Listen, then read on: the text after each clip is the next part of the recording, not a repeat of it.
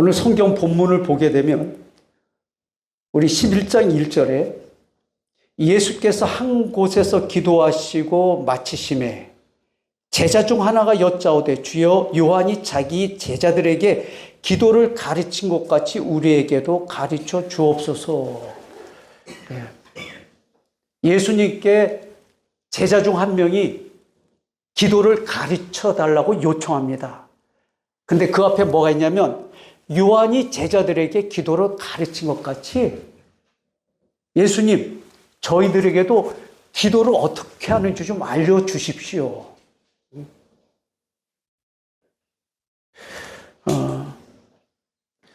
우리 성도님들 다 기도하시는 줄 믿습니다. 모든 종교는 기도라고 하는 그 특별한 걸 다 갖고 있습니다. 심지어 샤머니즘, 토테미즘도 그 밑바탕에는 기도가 깔려 있습니다. 왜 기도를 하느냐?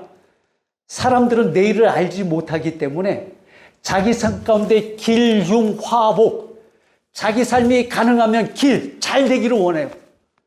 흉한 일이 안 생기를 원하고 누구든지 복을 받기를 원하지만 화 받기는 싫어합니다. 그러니까 성황당 앞에서 기도드리고 큰 돌부처 앞에서 기도드리고 심지어 한 번도 절에 가지 않던 사람도 그 석가탄신일은 꾸역꾸역 산까지 올라가가지고 거기서 한번 손 빌고 내려옵니다. 그 밑바탕이 무엇이든가 내일 일은 우리가 알지 못하는데 제발 내일 좋은 것만 만날 수 있게 해달라고 무언의 그 대상에게 자기 소원을 아뢰입니다. 특별히 성경은 기도에 대해서 강조를 거듭하는데 오늘 다른 분이 아닌 예수님조차 누가복음 18장에 보면 이렇게 말씀하세요. 항상 기도할 것을 한번 따라할까요? 항상 기도할 것을. 예, 기도를 강조하는데 앞에 항상이 붙어 있습니다. 우리 기독교의 성경의 복음 13가지 서신을 쓰신 우리 사도 바울 선생님도 여러 가지를 강조하지만 특별히 기도에 대해서 강조하는데 이렇게 강조합니다. 우리 다 같이 암송하시죠? 데살로니가전서 5장 17절. 다 같이 암송하겠습니다. 시작. 쉬지 말고 기도하라. 범사에 감사하라. 쉬지 말고 기도하라 그래요. 쉬지 말고 밥 먹으세요. 쉬지 말고 전도하세요. 쉬지 말고 착한 일 하세요. 쉬지 말라고 하는 얘기가 어디 붙어 있냐? 기도에 붙어 있어요.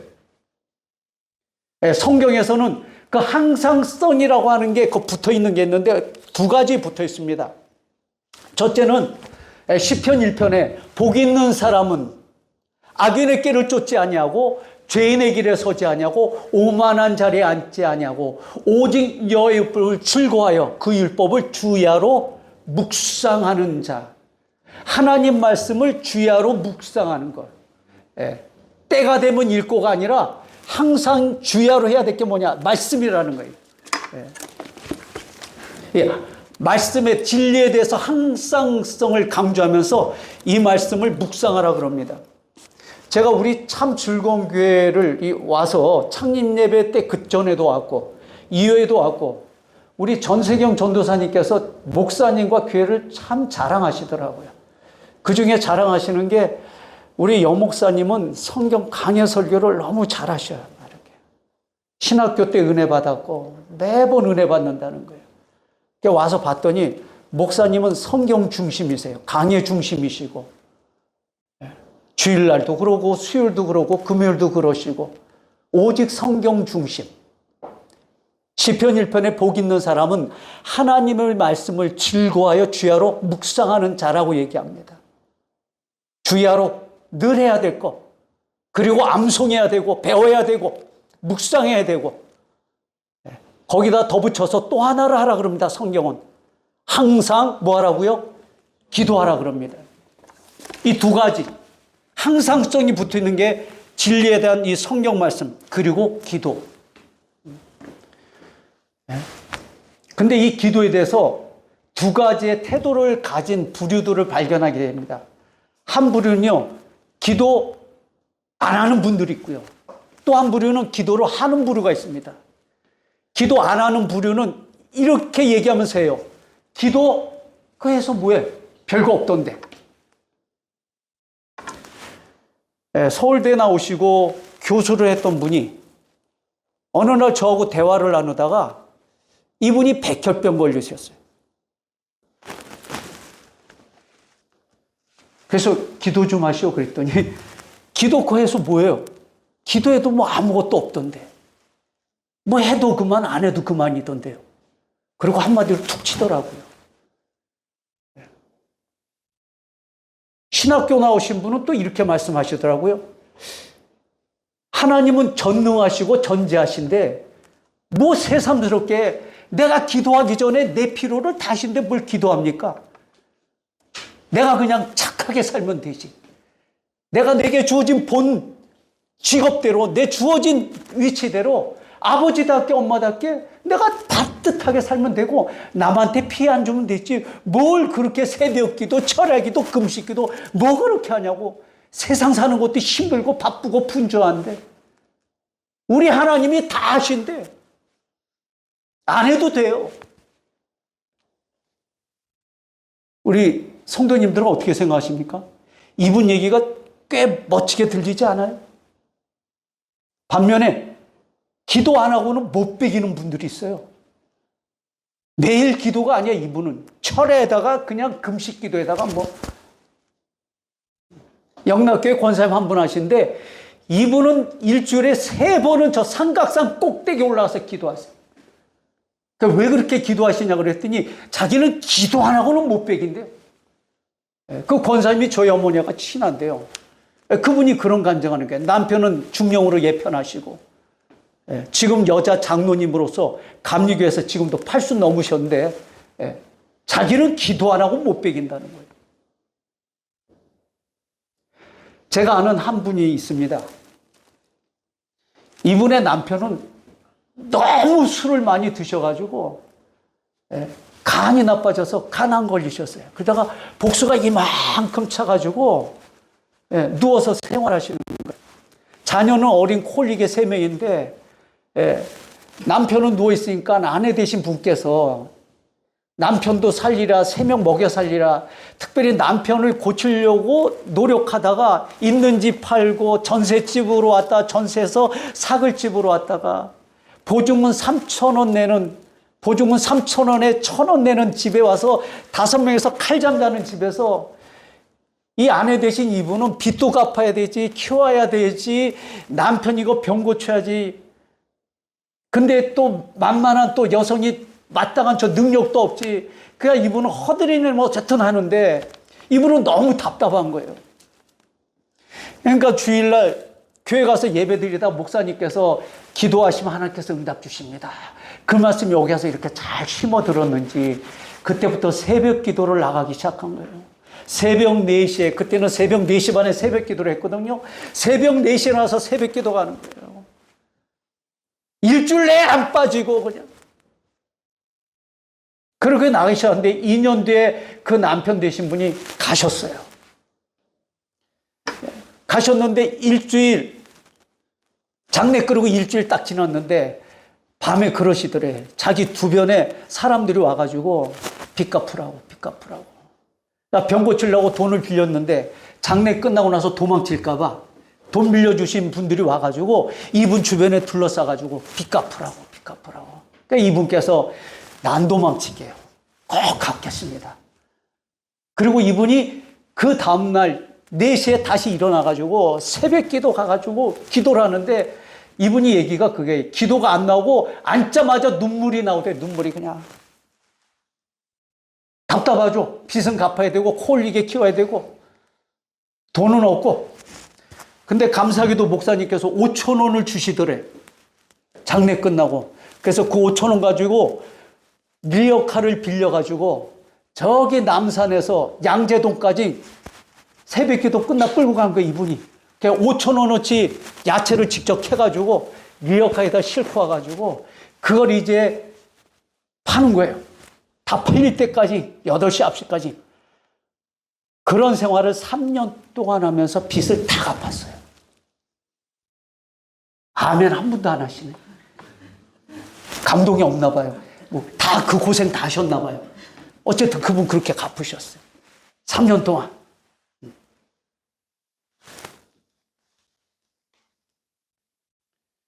그리고 열심히 살다가 몸이 이상해가지고 성모병원을 갔더니, 아유, 아주머니 이거 빨리 수술해야지, 안 하면 이거 큰일 납니다. 뭔데요? 자궁에 혹이 있는데 빨리 드러내셔야 됩니다. 안 그러면 퍼집니다. 근데 돈이 없잖아요. 그러니까 이분이 어디 갔냐? 금식 기도하는 데 갔어요. 그래서 월요일부터 토요일까지 금식 기도하고 토요일 날 병원 가갖고 진단했더니 의사 선생님이 그러는 거예요. 어디 갔다 왔어요? 혹이 없어졌는데? 그러니까 이분께서 하나님께 갔다 왔어요. 네. 그 자궁을 척출해야 되는데 혹이 없어진 혹이.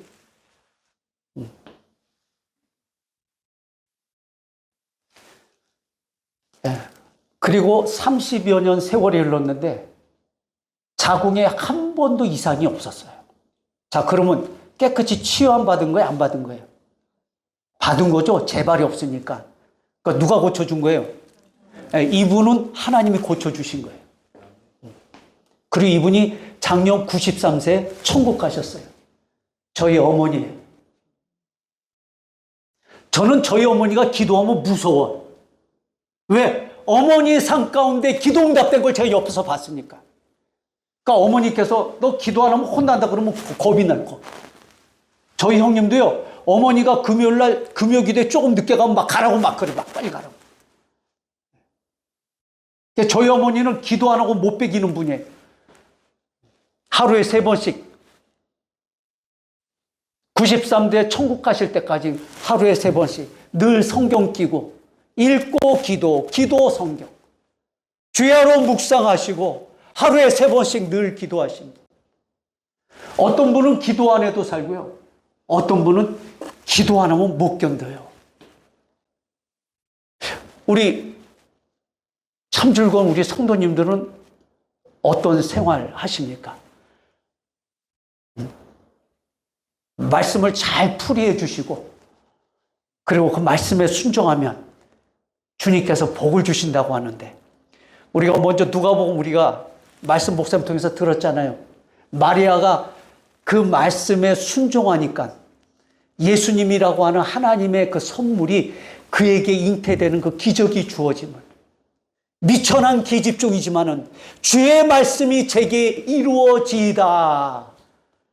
그리고 나서 엘리사벳 안에 있는 아기가 이 마리아를 뵐 때 그 안에서 뛰어놀지 않습니까? 말씀에 순종할 때는 거기에 기적이 있어요. 근데 그 말씀에 순종하기 위해서는 뭐가 필요하냐? 기도가 필요해요. 한번 따라할까요? 기도. 마리아가 기도했을까요? 안 했을까요? 그 시절에. 누가복음 1장과 2장을 잘 보시면요. 예수님의 탄생에 직관적 관여되신 몇 분이 나오는데 특별히 제사장이었던 누굽니까? 자, 누구예요? 제사장 사가랴. 그는 경건한 사람이라고 그랬어요. 하나님 앞에서 반듯하게 산 사람이라고 그랬고 이 예수님 태어날 요 당시에 유대 사람들에서 경건한 사람은 누굴 지칭하느냐? 첫째, 구제하는 사람. 둘째, 금식하는 사람. 셋째, 넉넉한 사람은 11조 하는 사람. 그 다음에 제일 중요한 경건은 뭐냐? 기도하는 사람이에요.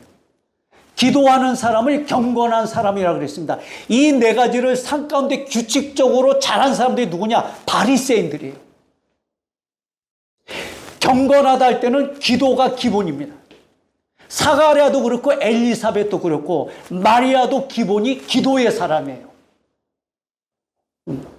기도는 3가지가 있다고 그럽니다. 첫째, 내가 말하고 예수님이 들으시고 둘째, 주님이 들으시고 나는 듣고 세 번째, 주님도 말씀 안 하고 나도 말 안 하고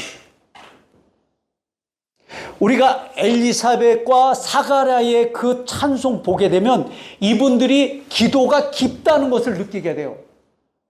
특별히 마리아의 나이는 그 당시 결혼할 때 나이가 16, 17, 18세라 그럽니다. 그러니까 생리가 시작되고 얼마 안 되면 생리를 한다는 것은 임신할 수 있다라고 하는데 그때 나이에 결혼했던 거예요. 그러니까 마리아가 약혼했다 요셉과 있을 때는 이미 10대 후반이었던 것입니다. 가장 여성으로서 그 자궁이 튼튼할 때, 여성이 가장 아름다울 때, 18세, 17세, 16세는 화장을 안 해도 얼굴에서 광채가 나는 때예요. 그때 결혼해서 아주 건강한 아이를 낳게 하는 거죠. 근데 이 마리아는 그 나이 때 어떤 사람이냐? 경건한 사람이에요. 어떤 사람이요? 기도하는 사람이었어요. 이 어린 소녀라고 하지만은. 저 뒤에 앉은 우리 저기 아동부 친구들, 마리아가 그냥 기도했을까요? 아니요. 여러분, 세례요한이 그냥 되겠습니까? 아버지하고 엘리사벳이 경건하게 태중에 있는 아이를 위해서 기도했고, 태중에 있는 아이를 출산했을 때 아버지와 엄마는 계속해서 세례요한을 교육했을 것입니다. 아들아, 너는 특별한 사람이다. 하나님께서 너를 알 때, 너를 임신할 때 천사가 그 지성소에서 나타나서 너에 대해서 이렇게 말씀했다. 이걸 어릴 때부터 교육받고 자라는 세례요한이 기도의 사람, 경건한 사람이 되었던 거예요. 부모의 교육. 마리아의 부모가 마리아를 교육했던 거예요. 자녀들은 그냥 거저 기도의 사람이 되는 것이 아니라 가르치는 거예요. 신명기 6장 6절에 있는 것처럼 자녀들에게 하나님의 말씀을 가르치는 거예요. 쉐마! 내 하나님을 경외하라. 그 가운데 하나님께 기도하라.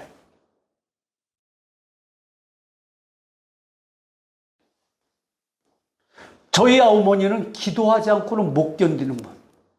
자기 삶에 너무 빚이 많아가지고 한 연약한 여성으로서는 그 빚을 갚을 수가 없기 때문에 하나님 도와달라고. 한 번은 주일 저녁에 아동부 헌신 예배 드리면서 저희 그때는요 아동들도 저녁 예배 드렸어요. 그래서 성가대도 섰습니다. 성가대 서서 앉아가지고 성가대 끝나고 가만히 있는데 우리 옆에 있는 친구들이 저를 이렇게 자꾸 툭툭 치는 거야, 자꾸. 그래서 쳐다보니까 손가락이 이렇게 하는 거예요. 그 손가락 방향이 어디겠냐? 우리 어머니를 향해 있는 거, 어려움이. 야, 너희 엄마 울고 있어.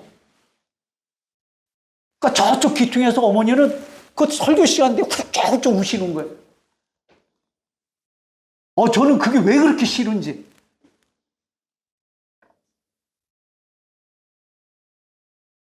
근데 어머니의 그 눈물 흘리는 기도가 지나고 났더니 저를 여기 세운 거예요.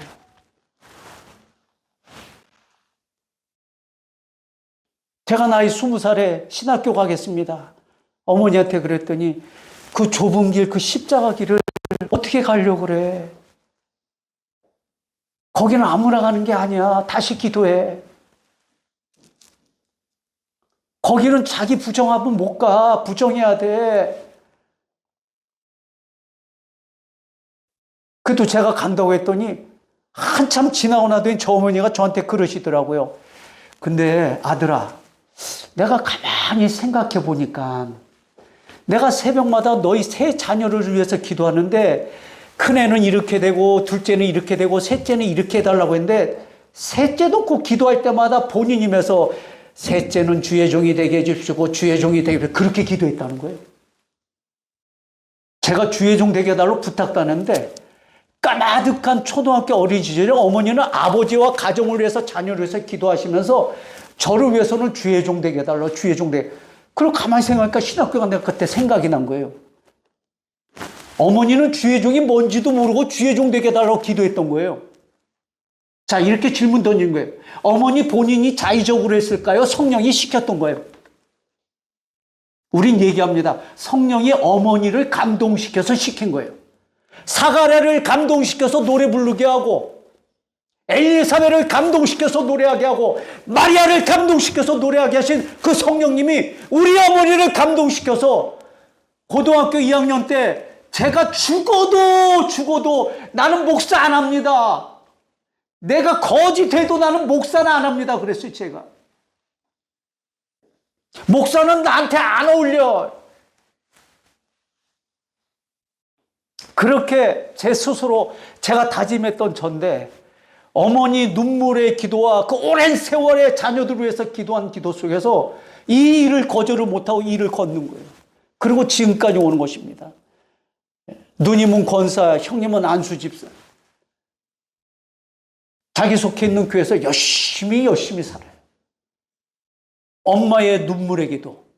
엘리사벳에게 자녀가 없는데 오랜 세월 동안 기도하니까 하나님께서 요한이라고 하는 그 예수님의 가시기를 민지 예비할 하나님의 사람을 예배해 주십니다. 우리 가정이 살려면, 우리 교회가 살려면 우리 엄마들이 기도해야 되고 우리 아버지들이 사가랴같이 기도의 사람이 되어야 됩니다. 그 은혜가 있기를 축복하고 우리 젊은이들이 기도의 사람이 되어야 돼요. 기도하는 사람이 아니라 기도의 사람. 두 종류의 사람이 있어요. 때를 정해서 기도하는 사람이 있고요. 삶 자체가 기도가 된 사람이 있어요. 저는 우리 청년들을 좀 섬겼으면 좋겠어요. 어떤 사람으로? 기도하는 사람이 아니라 기도의 사람으로. 삶이 기도요, 기도가 삶이 되는 사람으로.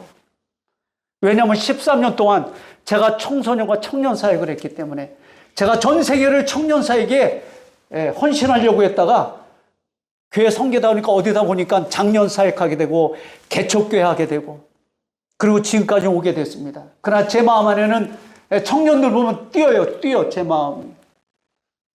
장년들 보면 안 뛴다는 얘기는 아닙니다. 제가 주중에 하는 저기 어르신 사역합니다. 요양원에 가서 어르신들에게 복음 전하는 일이에요. 한 늑수구레한, 아주 좀 늑수구레하고 초췌한 한 어르신께서 주일 오후 시간에 예배당에 들어왔습니다. 예배당 있고 사무실에서 사무직원이 이렇게 봤더니 모습이 좀 만만바득하래요. 그래서 부목사님한테 저기 지금 한 번도 우리 교회 오시지 않은 분이 예배당에 들어갔다고 그랬더니 이제 부목사님이 들어와서 이렇게 봤더니 그 어르신이 맨쪽 앞에 가더니 거기서 앉아 계시는데 10분이 지나고 20분이 지나고 1시간이 지나도 그냥 그 자세에 꼿꼿하게 있는 거예요. 저분이 뭐 교회 돈 받으러 온 거 같기도 한데 근데 아무것도 안 하고 앉아 있으니까 이 부목사님이 이제 퇴근 시간도 되고 문도 닫아야 되니까 이분이 못 견디고 가가지고 속삭였습니다. 저기 어르신 뭐 도움이 필요한가요? 혹시 있으면 말씀하세요. 그랬더니 이 어르신께서 눈 감고 다 뜨더니 빙긋 씻고는 이미 필요한 건 다 받았습니다. 그리고 일어나 나가셨어요. 나갔더니 이분이 어디 갔냐? 텐트 쳐진 곳에 갔더니 거기서 청년 한 명이 나오더니 할아버지 어디 갔다 오셨어요? 또 예배당 갔다 오셨죠? 어떻게 알았어? 뭐 할아버지 늘 안 뵈면 예배당 가셨죠 뭐. 그래 하나님께서 뭐라 그러세요? 그랬더니 삥긋 으면서 뭐라고 말씀하기는 뭐라고 말씀 안 하세요? 말씀 없으셔. 근데 뭐 그렇게 오랫동안 거기 앉아 있다 오세요? 여러분, 내가 기도하고 주님은 듣고, 그리고 반대로 주님은 내게 말씀하시고 나는 듣는데, 기도가 깊어지면요, 주님도 말씀 안 하시고, 나도 말할 필요가 없어요. 그냥 주님만 바라보고 그냥 그게 좋은 거예요. 찬송가처럼 구주를 생각만 해도 내 마음이 좋거든. 구주를 생각만 해도 뭐 더 이상 뭐 말하고 구하고 할 필요 없어요. 그냥 주님하고 있으면 그냥 마음에 평화가 오고 기쁨이 있는 거예요. 한번 따라해 볼까요?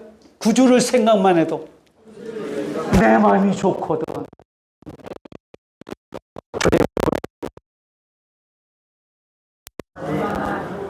예, 기도 생활이 깊어져요.